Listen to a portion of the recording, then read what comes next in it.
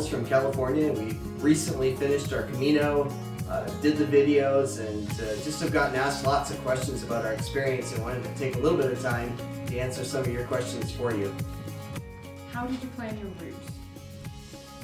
So we spent quite a bit of time ahead of time probably doing all the same kinds of things that you do. Watching videos, YouTube videos, reading the Brierley book, just planning out based on the number of days that we had. When we were on the Camino, I used 3 different apps for knowing our route.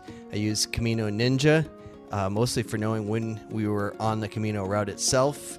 I used Buen Camino for planning albergues, places that we were going to stop, that kind of thing. And really one of my favorites is the Far Out app. We use it a lot when we're hiking on the Pacific Crest Trail as well. What I love about it is that its satellite feature, the GPS feature, will show when you're off trail, so how to get back to the Camino route. And that could be really helpful when you were in town.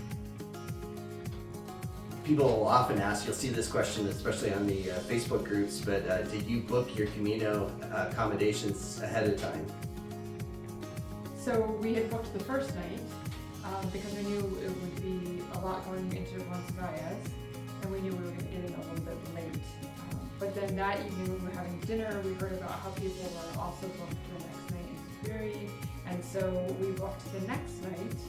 And then from there, we just started each night booking the next night, which worked out really well because we could flex and go depending on how we felt and how far we thought we could accomplish, so that worked out really well. I feel pretty strongly about the idea of booking accommodations as you go because we came across quite a few people.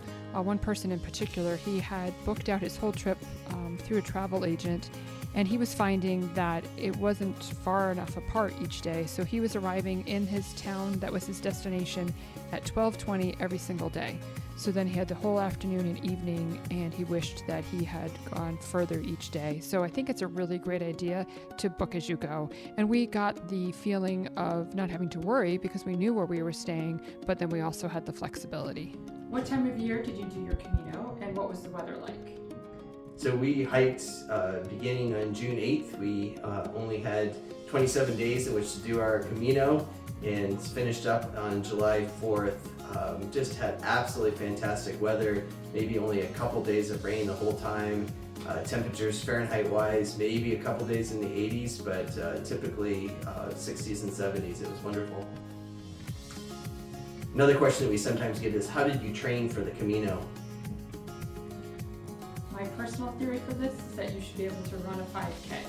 So we run typically 3 days a week, and we do weight training and walking 3 days a week as well. That's kind of our pace. In addition to our normal training, we also tried to work in some good long walks. So we would do a good hike every once in a while, but eventually we came up with the idea of walking 6 miles to breakfast in our town, and then we would walk 6 miles home. So we figured that was good practice, and it was really honestly enough to get me started on blisters, which helped to harden up my feet. What did you wear on the Camino? I think the basic idea for us for what we wore for the Camino was 2 outfits with then some extras. So we were going in June into July. I had like capri length pants and shorts. I also had full length pants, which were good for the colder rainy days, but I probably could have gotten away without those. I had 2 kind of button down shirts. And then for the evenings, trying to be a little bit more dressy, I actually had like a solid colored t-shirt that washed and wore really well, and then like a skirt. So mixing those things up, that worked out well. And then quite a few pairs of socks to be able to switch on and off, but we were often hand washing our clothes probably every day or every other day. I think the only thing I would add to that is that we did bring ponchos for when we had rainy weather, and found that they were really helpful, albeit not very stylish. And I had not brought anything else for the rain. I think Jody brought a rain jacket as well, which was underutilized except for keeping us warm from time to time. Beyond our clothing, what else did you pack? So we brought sleeping bag liners. One of us brought a blow-up pillow that he didn't use. We brought an iPad mini instead of bringing a laptop or a Chromebook or anything. That worked out really well. I will say, on a side note there, we were not able to download or stream things in Spain that we could in the States, so it's really good to download things ahead of time. We had a few books on the Kindle, we had a few shows on the Kindle, but we kind of ran out of stuff for the evening, so that was one note. We had our toiletries. One extra thing I would say about what to pack, I would just think about your over-the-counter medicine. It's very different in Spain and most of the European countries. You don't just have these huge drugstores where you can walk in and get whatever you want. You basically have to go up to the counter and tell the pharmacist what you need, and then they'll figure out what would be the best thing for you. This is a great thing if you don't, it's kind of like halfway to a doctor, so if you're sick, then they can help give you just the right medicine. But like for myself, I was wishing that I had NyQuil, and that didn't seem to be something I could find. I eventually would use Google Translate and then tell Google Translate what I wanted and then just hand that to them. But we joked that if I got a stamp for every pharmacia that I went into, that my passport would have been filled very quickly because we went into the pharmacy asking for medicine so much. How hard or easy was it to find food on the Camino? We settled into a routine of, I think, about 5 meals a day. We would have first breakfast. So we would get up and just start walking very early. We very rarely stuck around for breakfast or coffee where we were staying. So our first breakfast would be tea. So we learned to ask for té con leche and a croissant. That would usually be our first breakfast. Then an hour or two later, we would stop for what we called second breakfast, and that would usually be something with more protein, like the tortilla, the egg dish, and by that time we might be having Coke Zero or some fresh squeezed orange juice. They make amazing fresh squeezed orange juice along the way. After that, the meals went downhill. I think lunch was maybe the hardest. Bocadillo is the sandwiches that you can find in shops, but honestly in the beginning we were kind of just pointing, and then we would look to see, what did you get? Oh, what did you get? So we really had no idea. Eventually we got a little bit better, but even then, basically a bocadillo consisted of amazing bread, but then if you had like jamón, which would be ham, like that would be it. It would be the ham on the bread. Or if you had queso, the cheese, like it was cheese on bread. So that gets a little bit old. Then we would usually around 5 o'clock have a snack. So maybe we would have ice cream on a stick or some amazing potato chips that they make. And then for dinner, we would typically do the pilgrim meal. So you have 3 courses, more of a light salad type course. Then your main dish, which would often be like a meat with French fries. And then there'd be usually a dessert that was kind of along the custard idea. So it was fine, because I guess the question is how hard or easy. It was easy to find food. It just was, after a while, it got a little bit old. One thing too that for Americans is that it's a very late dinner time, so getting used to that could be a bit of a challenge. And don't plan on eating before about 7:30, maybe even 8 o'clock in the evening, which after a long day of walking, it could be really difficult. What were some of the don't miss highlights of your Camino experience? I really didn't want to miss crossing the Pyrenees Mountains from St. John, and that was really... Maybe halfway through the day we wish we hadn't? Yes. Going up to Orizon, it was so hard. It was so hard, but it was worth it, and that was beautiful. So that was really great. Ponferrada was really nice. A lot of the cities, the small cities, were really beautiful. From my perspective, I think one of the top highlights of the Camino were the albergue meals, pilgrim meals that we ate with the group of pilgrims that were staying at a particular albergue. Just such incredible social experiences, chances to talk with people from all around the world. Another highlight for us was the Cruz de Ferro experience. That's the Iron Cross, and tradition is that you bring a stone from home representing burdens that you're going to leave at the foot of the cross.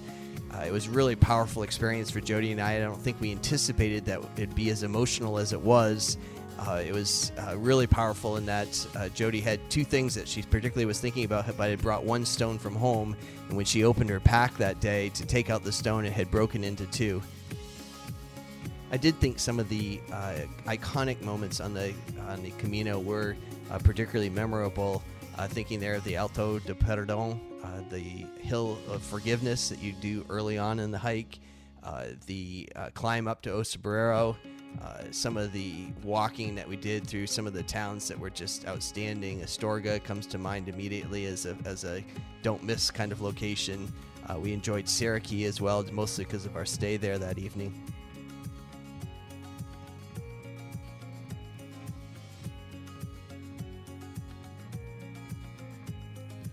I think another highlight for me was actually Santiago itself. You're not really sure what to expect. Is it going to be disappointing? I was really kind of dreading finishing because we were having such a wonderful time and I didn't want it to come to an end. But we spent 2 nights there and we got there pretty early on the first day, about 9 o'clock in the morning. So we had a good amount of time there. And it was just wonderful. We just loved walking around through the different streets, going to the shops, to the restaurants, walking out to the park that was next door. We left the historic part for a quest for pizza the one night, but it was just fun. It was fun seeing the friends that we had made over the trip arriving, getting to catch up with them, and that just was really a highlight too, and it makes me excited to do other Caminos so that we can end up there again.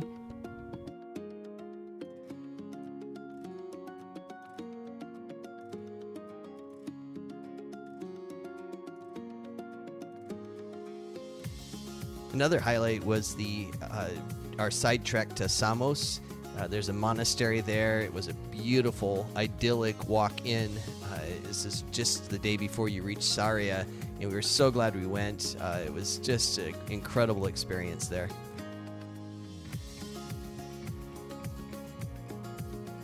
How about other tips?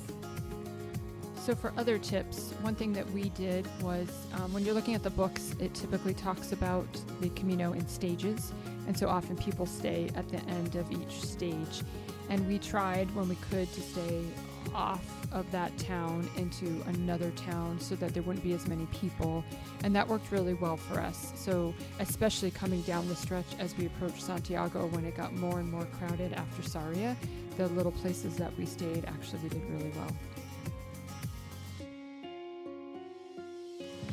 But as a follow-up to that, there are some towns that we wished we had stayed in. A lot of the bigger cities, they're really great, and you do want to be there. Ponferrada, Burgos, Leon, they were really wonderful. But some places we missed, one was Villafranca, and then Osabrero. I wished we had stayed there. And then Astorga was the other one. That was such a cute town. And unfortunately, we had stayed in the little spot right before it. One other thing I would add is that we carried our hiking poles.